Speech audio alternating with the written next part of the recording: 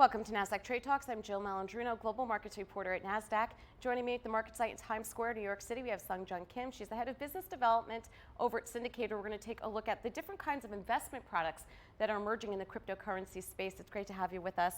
Welcome to Market Site. And there really are a number of markets that are starting to mature within the cryptocurrency space, and you're seeing more products emerge because of that. Yeah, of course. Today, the crypto industry is much more mature than even just a year ago. So a variety of new investment products are emerging in the crypto space. For instance, regulated derivatives, including options trading that were launched very recently across different exchanges. Margin trading, futures contract, leverage, they've been around for a while, but now it's much more available to a wider user base. And of course, there's an increase in institutional partners actually participating in the market. More and more traditional banks are looking at providing crypto to their client, and that makes sense as crypto is an uncorrelated asset to stocks and commodities. Well, you're seeing that algo-traded quant strategies are actually showing a better track record versus than just simply holding Bitcoin. Definitely.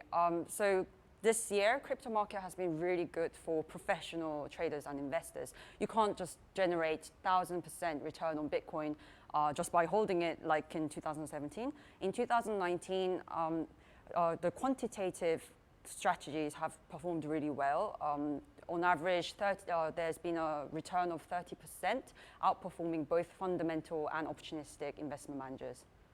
Let's learn more about the Cindicator Hybrid Intelligence Platform. This is interesting. You ask 140,000 analysts to predict the price movements of crypto assets.